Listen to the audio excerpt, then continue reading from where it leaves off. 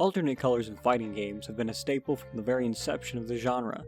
First they existed so player 1 could tell themselves apart from player 2. But since then, alternate colors have blossomed into a way to express yourself, build player identity, or just freshen up a character you've been playing for a while. It's nice to see the character you play in a new light, and hue and saturation, but really, finding your color to represent your Ken, or your Abba, or your whatever is really fun. It may even make you want to play a character you wouldn't have before. Maybe there are references in some colors you spot. Maybe after seeing Joker Hazama, you suddenly want to give him a shot. Why so serious? Or in Skullgirls, you can spend hours going through character colors, noticing references to movies, manga, other fighting games, and more. In order to make sure players have enough to choose from, quantity becomes a big factor. Not every game has a boatload of alternates, some only have one or two.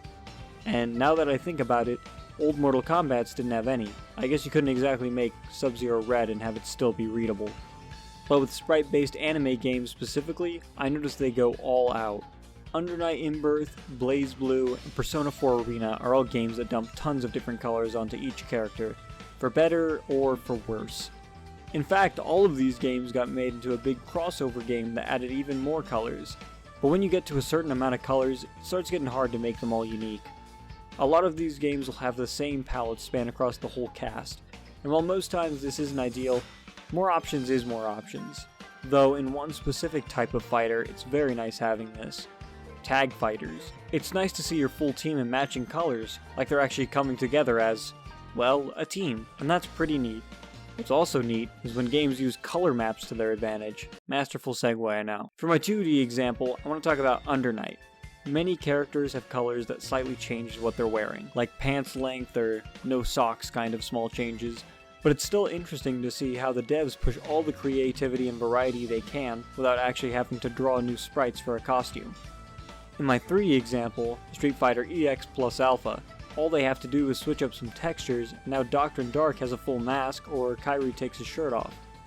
Also brought up EX because I was playing as Green Skullomania, my color, and my girl told me he looked like Hierophant Green, and now I can't unsee it. But what if 40 odd colors for each character isn't enough? Or your favorite fighter doesn't have the color options you want? Or God forbid, you're considering shelling out real money for color packs. No. Colors aren't that hard to make, they should be free. In fact, they're so easy to make, you can learn to make one right now. There's a huge modding community for making alternate colors in fighting games. From the big boys of Street Fighter 6 and Guilty Gear Strive to Pokemon Close Combat, a fan game I can't stop blabbing about. The passion to create is clearly there. So if you've ever wanted to make a perfect reference color or just make your own personal color for your character, there's no better time. The only downside is that most times you'll have to replace a color that already exists on a character, which typically isn't a big issue. We all have that one color we think is ugly. The other is that other players won't be able to see your colors online. But, the reality that we perceive is what's most real to us. Let's not pretend that's profound. But we weren't always so privileged. When going into a character select screen for a more retro fighting game, it might be a little confusing on how to even pick the other colors. No picking your character, then getting a neat little menu to preview and pick the color you want. The most common way to handle choosing alternate colors was to make each color correspond with each button on the controller. The obvious flaw in this is that there's only so many buttons to contain colors, making game developers get a little creative.